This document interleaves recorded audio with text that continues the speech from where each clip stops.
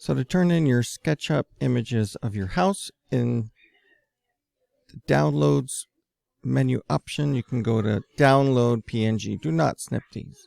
We're going to use the transparent background, and let's change this to 1080, just to be standard. You can get a little bit closer. You click over here and you can see the difference. So you'll need to adjust.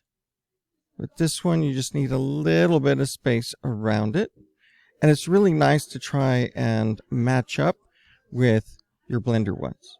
So whichever one you do first, go ahead and take a look at it, see the angle that you're doing, and then go to your SketchUp and try and match that as close as you can. Exporting as a PNG gives you just the name of the file. Let me get the name that the file should be. Clicking copy there, and then let's rename that one. You can go to Downloads, sort by the date modified, paste it in there, make sure you've got your name, don't delete the PNG if you can see it.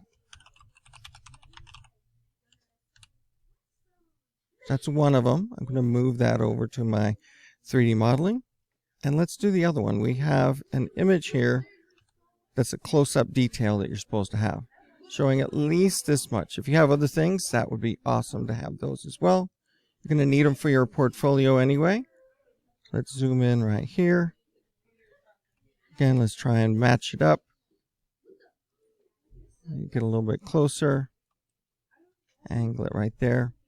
Of course, we're going to download this as a PNG and change that to 1080. It changes the proportions just a little bit. Try and download this one. Make sure that transparency is going to look a lot better on your portfolio, and export it. Once again, get the name. You can come up with this on your own, I am sure, but I do give it to you there. Going back to SketchUp for Schools. It's the other way to get to your folder in the file, and it highlights it already for you. This is going to be the detail version.